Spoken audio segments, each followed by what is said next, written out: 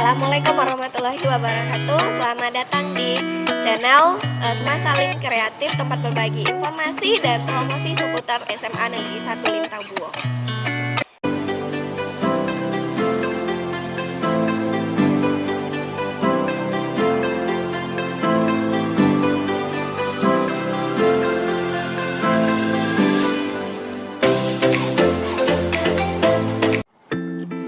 Pada kesempatan kali ini kita akan berbagi informasi seputar kelanjutan studi peserta didik kelas 12 bersama Bapak Zoni Alvis selaku guru BK SMA Negeri 1 Lintau.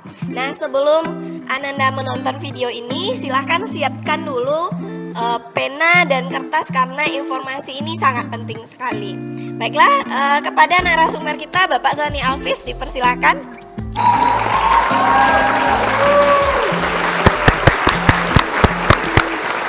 Baik Pak, sebelum kita memulai, ada baiknya terlebih dahulu Bapak memperkenalkan diri. Assalamualaikum warahmatullahi wabarakatuh.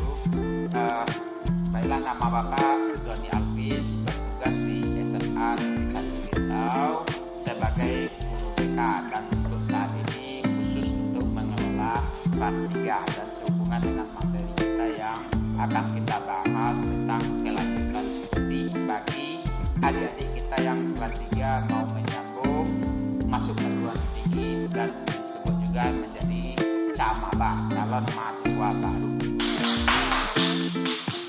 Kita mulai dari Permendikbud 48 tahun 2022. Apa saja info-info yang harus diketahui oleh murid-murid kita, Pak?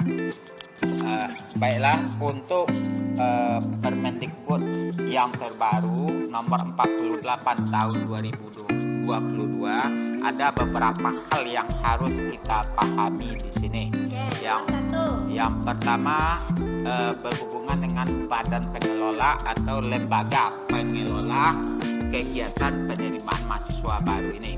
Itu berhubungan dengan nama saja, yang kalau dulu kita yang mengelola itu namanya LPMPT, Lembaga Tes Masuk Perguruan Tinggi, untuk sekarang diubah namanya menjadi BP3. Nah, atau Badan Pengelola Pengujian Pendidikan. Oke, berarti ini namanya saja yang berubah atau ada hal-hal terbaru. Tapi kita khusus membahas tentang masuk PPTN aja sekarang. Oke, Pak, lanjut. Jadi yang pertama.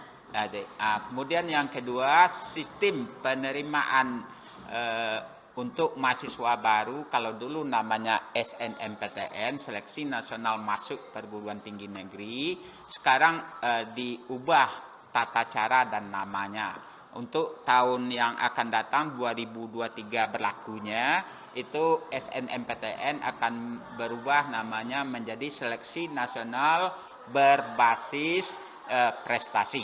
Oke, berarti untuk tahun depan namanya berubah menjadi Seleksi Nasional Berbasis Prestasi. Berarti namanya yang dari awal SNMPTN berubah jadi apa tadi, Pak? Seleksi Nasional. Oke, Seleksi Nasional Berbasis Prestasi. Oke. Nah, jadi dalam Seleksi Nasional Berbasis Prestasi ini ada perubahan-perubahan mendasar berbeda dengan SN. Itu yang pertama mengenai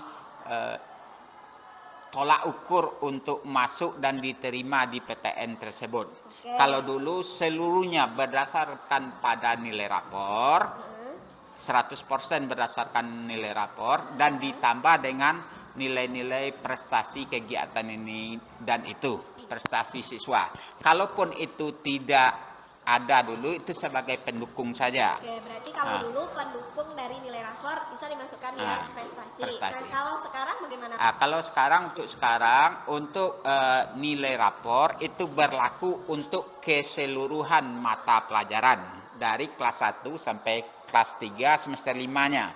Hanya 1 semester. Karena untuk ke semester berikutnya mereka belum menerima rapor. Jadi 1 sampai semester 5 sebagai tolak ukur untuk keseluruhan mata pelajaran.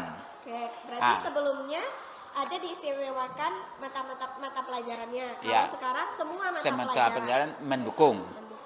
Kalau dulu cuma 6 mata pelajaran, kalau sekarang keseluruhannya dari semester 1 sampai semester 5. Nah, jadi itu keseluruhan nilai rapor tersebut untuk persentasenya hanya 50%. Kalau dulu sekitar 100%, sekarang menjadi 50%. Oke, pertanyaannya 50%-nya itu dari mana lagi? Nah, kemudian setelah kita diambil oleh BP3 tersebut nilai rapor yang 50%, 50% lagi itu berdasarkan prestasi yang diperoleh oleh siswa. Oke. Nah, prestasi ini bisa bersifat kejuaraan, lomba, atau olimpiade. Berarti lebih spesifik kejuaraannya, Pak? Nah, kejuaraan, tapi dengan catatan dalam hal ini kejuaraan yang diikuti anak, lomba-lomba yang diikuti anak itu ditandai dengan adanya piagam atau sertifikat. Oke, berarti kalau hanya sebagai peserta saja kita tidak memenangkan perlombaan, apakah boleh dimasukkan, Pak? Untuk sementara kemungkinan ke sana larinya. Kenapa?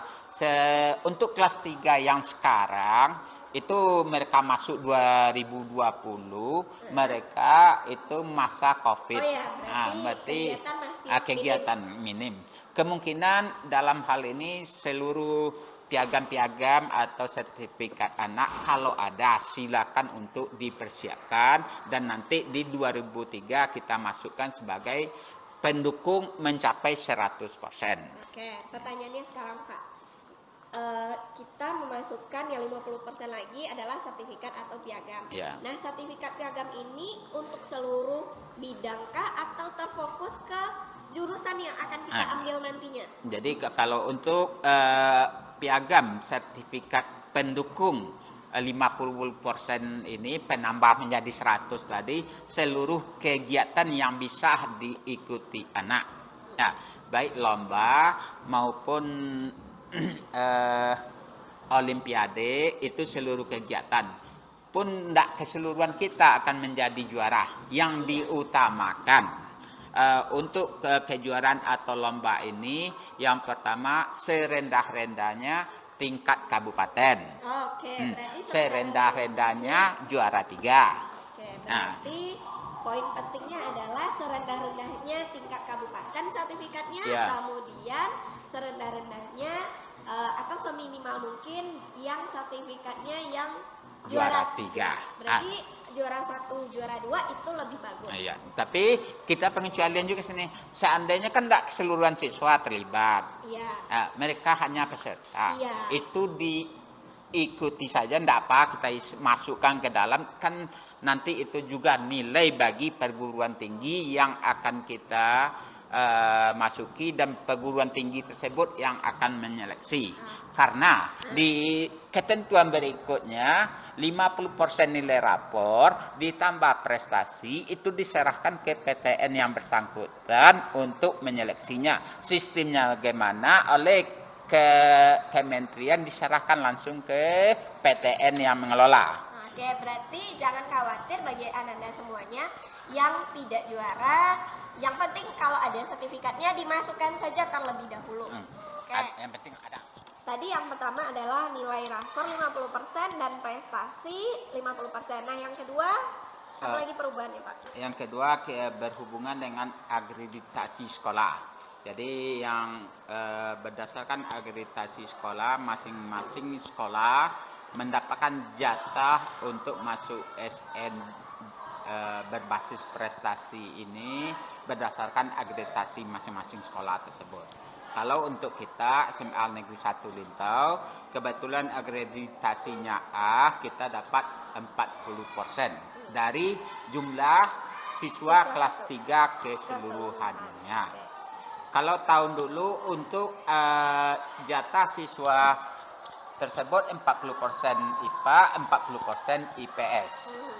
Tapi untuk tahun sekarang karena dibolehkan lintas jurusan, artinya anak IPA boleh mengambil jurusan IPS, maupun sebaliknya IPS boleh mengambil IPA.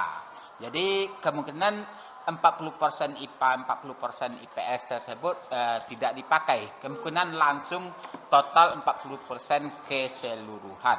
Oke, Pak. Berarti kalau misalnya ada anak yang jurusannya IPS tapi mau ambil jurusan kedokteran, berarti bisa. Nah, untuk yang tahun 2023 yang akan datang, baik lewat SN maupun lewat SB itu diperbolehkan linjur. Nah, cuman kalau anak IPA mau ngambil ke IPS, kemungkinan mereka masih sanggup. Nah, ketika anak IPS masuk ke IPA, untuk jurusan-jurusan tertentu tentu akan mengalami kesulitan karena dasarnya tidak kuat sewaktu di IPS tersebut, contoh yang berhubungan dengan kesehatan, farmasi, kebidanan ataupun kedokteran. Nah, ini yang susah. Jadi sekarang ada keraguan dari masing-masing perguruan tinggi untuk mempertimbangkan kembali untuk yang linjur ini. Berarti yang tolak ukur perubahannya itu yang pertama adalah nilai rapor 50%, kemudian yang kedua adalah akreditasi. Nah, yang ketiga apakah masih ada lagi, Pak? Untuk yang ketiga itu penyeleksian dari pelaksanaan SN tersebut itu akan diserahkan ke masing-masing PTN yang dituju oleh siswa yang bersangkutan, terutama untuk pilihan satu PTN-nya. Artinya begini, ketika kita memasukkan data anak-anak yang eligible, artinya yang 40% tadi ke data nasional, langsung nanti masuk ke BP3. BP3 akan mengumpulkan data keseluruhan siswa-siswa kelas 3 yang 40% tersebut dengan masing-masing pilihan perguruan tingginya. Kemudian BP3 akan mengopor nilai siswa tersebut ke masing-masing PTN, terutama PTN pilihan satunya. Data siswa tersebut diinput ke PTN yang bersangkutan. Kemudian dari hasil penginputan tersebut yang akan menentukan kelulusan siswa ini diterima lewat SN jalur berprestasi ini ditentukan oleh PTN masing-masing. Oke, berarti setahun sebelumnya seperti itu juga. Cuman di sini kan karena ada perubahan tadi, apakah masing-masing PTN tersebut akan memakai 50% rapor ditambah dengan 50% prestasi atau rapor saja keseluruhannya, itu tergantung PTN yang bersangkutan. Berarti porsi besarnya yang menentukan kelulusan adalah PTN tujuan pilihan satu, pilihan satu siswa. Itu yang ketiga.